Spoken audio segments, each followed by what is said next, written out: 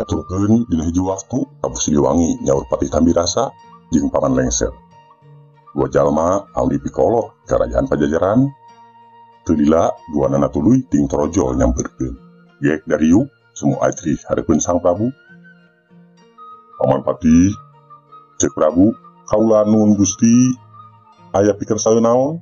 Tembal Patih Tambirasa. Aya anu hayang ditepikeun ka paman teh. Cek selenting beja di Karawang aya hiji guru anu ngadekeun pasantren sarta nyebarkeun agama anyar. Eta guru teh ngaranna cenah Syekh Kuro, asalna ti Negeri Campak. Nah paman geus apal.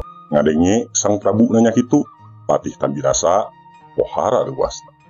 Kakar harita manehna ngadenge eta beja teh. Numatak Ki Patih ngeluk bae. Ngarasa era pedah asa kacolongan, tapi heulaan terang ku Sang Prabu ngeunaan kayaan di negeri Pajajaran. Hampura paman geus talobeh Gusti Prabu, kakara ayeuna paman ngaringi eta beja teh. Cek Ki Patih Tambirasa bari acong-acongan. Sugan paman Lengser mah geus apal. Sang Prabu nanya ka paman Lengser. Henteu Gusti Prabu, tong boro paman, Ki Patih ge geuning teu uningaeun. Lamun kitu urang geus kacolongan paman, cek Sang Prabu deui. Ngadenge kitu Patih Tambirasa beuki ngeluk bae, laun-laun tuluy timbul amarahna. Ambek ka Syekh Kuro anu geus sagawayah ngadekeun pasantren kalawan teu minta izin heula ka karajaan. Cong Ki Patih nyembah tuluy pokna. Gusti Prabu paman minta izin rek nyerek eta Syekh. Sabar heula paman, lah rusuh ka bawah nafsu. Cek Sang Prabu halon. Kudu inget, iya negara urang mah henteu ngahalang-halang sing saha bae anu ngadon bubuara di dieu. Laras lebah dinya nama Gusti Prabu, tapi satungtung eta jalma teh henteu nyusahkeun ka urang. Ari Syekh Kuro papan tetela rek nyieun bibit pacengkadan, manehna nyebarkeun agama anyar. Rahayat Pajajaran tangtu bakal kabagi dua, anu milu agama-agama anyar jeung anu sakadapan Sang Prabu jemping teu nembal. Teu lila pok ngalahir. Tapi paman, agama mah apaan urusan keyakinan, moal bisa dipaksa ku saha bae. Laras pisan Gusti Prabu. Nya, lamun kitu urang antepkeun bae heula. Engke lamun geus ngabarubahkeun katengtreman rahayat, kakara urang singkirkeun. Sang Prabu ngahulang deui sawatara lila. Paman Patih jeung Paman Lengser nya kitu deui pada jemping, bangun keur dirungkub kabingung. Cek beja eta Syekh teh boga santri awewe anu kacida gelis na paman. Cek Sang Prabu. Nyi mah Subang Larang cenah ngaranna. Putri Ki Giring Tapa Raja Singapura. Kaulah yang ngabuktikeun bener henteuna eta beja paman. Paman Lengser geuwat mairan. Ku paman geus kateguh kumaha pamaksudan Gusti Prabu. Lamun kitu paman rek geuwat ngajugjug ka ditu. Syukur ari geus ka hati ku Paman Lengser mah. Cek Gusti Prabu bari seuri bangun bagja. Jung bae paman geura indit ka ditu. Lamun eta beja teu nyalahan, tepikeun bae pamaksudan kaula ka Syekh Kuro. Yen Nyi Putri Subang Larang rek dijadikeun prameswari ku kaula Raja Pajajaran. Sumangga Gusti Prabu, ayeuna keneh paman rek niang. Tembal Paman Lengser bari cong nyembah pamitan.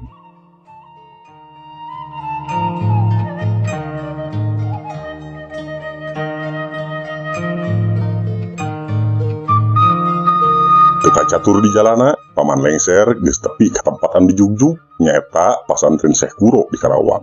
Gebat wae manehna asup ka pakarangan pasantren. Sakadapan mah manehna colohok bae.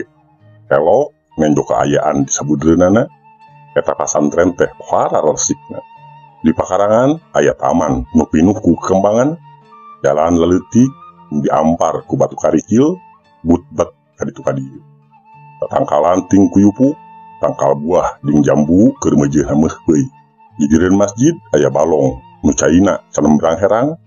Tidinya di lebah masjid ku Paman Lengser kadenge sora nu keur ngaraong ngaji Quran.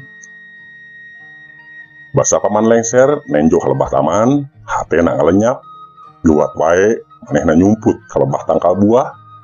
Sidik pisan ku manehna katenjo di taman teh aya mojang keur anteng ngambung ka kembangan. Kakara harita Paman Lengser ninggal awewe anu kacida gelisna, beungeutna ngadaun seureuh, kulitna hejo sarulang, panona ngenclong cahayaan.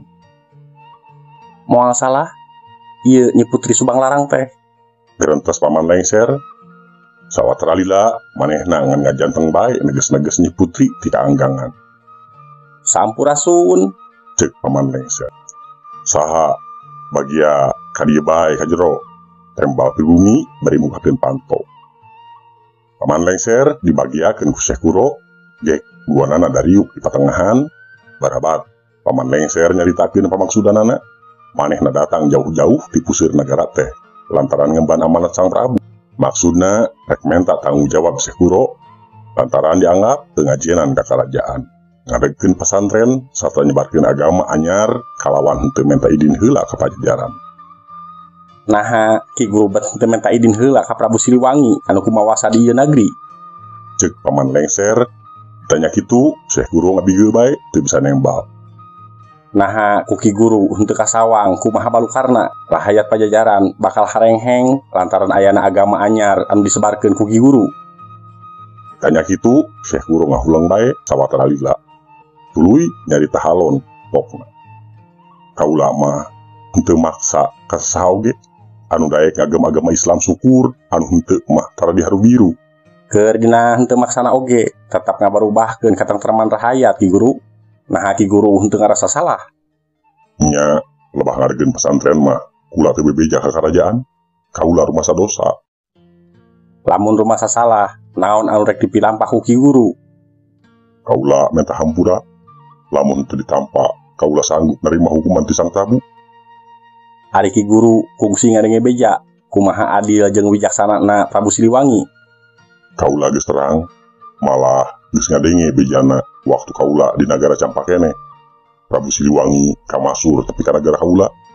Ceuk beja anjeunna raja anu adil tur wijaksana, nyaah jeung towek sakara hayatna. Raja gagah tur eunna sakti taya tanding. Syekh Guru muji-muji kapunjulan Prabu Siliwangi. Ngadenge pamuji kitu, paman lengser rembeh awah hingkung rasa bunga. Asa dirina bae nu keur dipuji teh, pok anjeunna ngalahir. Bener pisan Ki Guru, Sang Prabu teh raja anu wijaksana jeung gede hampura ka rahayatna. Ki Guru oge sanyana geus dihampura sarta moal rek dihalang-halang pikeun nyebarkeun agama anyar. Bunga pisan atuh kaula lamun kitu mah lengser. Tembak Syekh Guru. Tapi Ki Guru ulah waka ato lantaran aya pamenta Sang Prabu. Cek paman lengser. Aya pamenta? Cik kumaha pamentana? Ku kaula moal burung ditedunan ki lengser. Sang Prabu aya maksud rekan jungjung Nyi Putri Subang Larang pikeun dijadikeun prameswari di karaton. Cek paman lengser tandes. Maringe pamaksudan Sang Prabu kitu jep bae Syekh Guru jempe teu nembal deui. Manehna ujuk-ujuk asa dirungkup ka bingung. Puguh salila ieu geus loba pisan raja-raja anu ngalamar Nyi Putri teh. Ngan hiji oge taya nu sanggup nedunan pamenta Nyi Putri. Sanajannya Nyi Putri teh murid kaula, lebah dieu mah kaula teu bisa nampak atawa nolak lamaran Sang Prabu. Ceuk Syekh Guru laun, leuwih hade talek bae jenisna ku ki lengser. Nya tuh, kurang talek bae lamun kitu mah. Tembal paman lengser. Syekh Guru tuluy ngaleos rek ngagentaan Nyi Putri. Teu lila oge Nyi Putri Subang Larang geus norojol. Pok paman lengser ngedalkeun pamaksudanana, manehna ngahaja nepungan teh lantaran diutus ku Sang Prabu pikeun nepikeun lamaran ka Nyi Putri. Enden teh rek meunang kabagjaan, rek dijenengkeun prameswari ku Sang Prabu. Cek paman lengser ka Nyi Putri. Pada teuing bagjaeunana Sang Prabu, lamun utusanana mulang ka karaton bari mawa beja pikabungaheun. Cik kumaha ceuk Enden Putri. Jempling sakedapan, Nyi Putri ngeluk bae henteu waka nembal. Bagja pisan kaula ngadenge na paman lengser. Saha jalmana anu henteu ngarasa bagja dilamar ku Prabu Siliwangi anu kamasur. Ngan hampura kaula moal bisa mutuskeun ayeuna. Kaula hayang patepung langsung sareng Sang Prabu. Kaula nganti Sang Prabu sumping ka dieu. Sok sanajan tempat nabatan sakieu. Tobat Enden, lamun kitu kapala Enden Putri ku paman rek ditepikeun. Tembal paman lengser semuji gerah.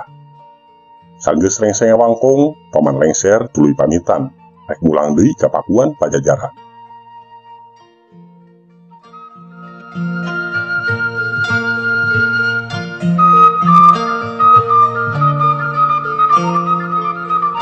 Ocapkeun Prabu Siliwangi sanggeusna tepung jeung Nyi Putri Subang Larang gawena ngan hulang-huleng bangun ewuh pipikiran. Sapangeus si karaton milu nguyung, para prajurit punggawa katut pangagung kerajaan milu hariwang mireungeuh Sang Prabu terus nguyung beurang peuting. Di waktu Patih Tambirasa nepungan. Gusti Prabu rahayat Pajajaran nu milu kingkin prihatin mireungeuh Gusti Prabu bangun nguyung aya naon saleresna Gusti Prabu? Sang Prabu jemping bae, teteupna semu malaweung kajawabna. Sakumaha rahayat rek nandonkeun jiwa nagara pikeun kabagjaan Gusti Prabu. Aya perkara naon tepi ka Gusti Prabu haleungheum samanggaha pikir? Sanggeus mindel sawatara lila, pok akhirna Sang Prabu nyarita alon puguh bae matak samanggaha pikir mah paman. Kaula teh bingung kaliwat saking. Reg Sang Prabu ngarandeg heula bangun hayang ngawahan. Basa kaula nepungan Nyi Putri Subang Larang teh manehna ku kaula ditale naon maksudna hayang patepung jeung kaula teh bisi aya pamenta ok gerang-gerangkeun naha hayang emas ranggeuyan atawa inten berlian sakarung moal burung ditedunan. Kumaha eta Nyi Putri jawabna paman? Beurang atawa peuting cenah kaula daek dipigarwa ku Gusti Prabu asal syarat mas kawina bisa kacumponan. Kaula cenah teu butuh ku emas atawa inten berlian da eta mah geus aya. Cing teguh ku paman naon pamentana? Naon cenah anu dipikapalaina Gusti Prabu? Nya ieu anu mata geuring pikir teh paman, Nyi Putri teh menta mas kawin kongkorong bentang. Ngadenge kitu meh bae Patih Tambirasa luncat bakat bereuwas. Manehna jempling ngan sirahna teu reureuh gogodeg. Basa ku kaula dicaritakeun yen eta pamenta teh pamohoran bisa kajumponan, Nyi Putri teh kalah malikeun. Lamun kitu mah bohong cenah majar Prabu Siliwangi sakti luhung ku elmu teh. Patih Tambirasa ngahulang keneh. Tok deui Sang Prabu nuluykeun. Tada teuing wirangna lamun kaula kudu mundur paman. Rek dikamanakeun beungeut kaula jeung kahormatan kerajaan Pajajaran. Leres Gusti Prabu, lalaki Pajajaran pantang sumerah. Nya tapi kudu kumaha carana paman? Menta pitulung dewata Gusti Prabu. Ari ungut-ungutan Sang Prabu pok deui nyarita. Nya paman, ti poe ieu keneh kaula rek menekung kahiyang agung. Salila pamenta can ditedunan pamarentahan ku kaula dipasrahkeun heula ka paman. Kaula titih paman. Ulah hariwang Gusti Prabu, amanat Gusti Prabu ku paman rek diestokeun. Prabu Siliwangi tuluy menekung beurang peuting lantaran cengeng mentana can tepi ka 40 poe oge manehna geus meunang pituduh. Nalika keur ngalenyap Sang Prabu ngimpi ditepungkeun ku Batara Narada. Anaking Prabu Siliwangi, anjeun teu kudu leutik hate. Pamenta anjeun geus dikabul, kongkorong bentang anu dipentak ku Nyi Subang Larang teh nu kieu rupana. Ceuk Batara Narada bari nembongkeun eta kongkorong. Ieu kongkorong teh ayana di negeri Mekah, pek teangan ku anjeun. Samemeh Sang Prabu nganhunkeun eta Sang Batara teh geus ngareungit manten. Sanggeus meunang pituduh kitu mah, Sang Prabu lugai ti kamarna, manehna tuluy singkil. Niat harita keneh rek ngajugjug negeri Mekah. Sang Prabu tanggah ka langit ngagereyem mapatkeun jampe ajian hong. Hong, Nyai Susmandija Susmanarasa Sumalarang bawa wontenan cantelan. Barang rengse, sehat bae, awakna melesat ka awang-awang. Sang Prabu hiber kakulonkeun.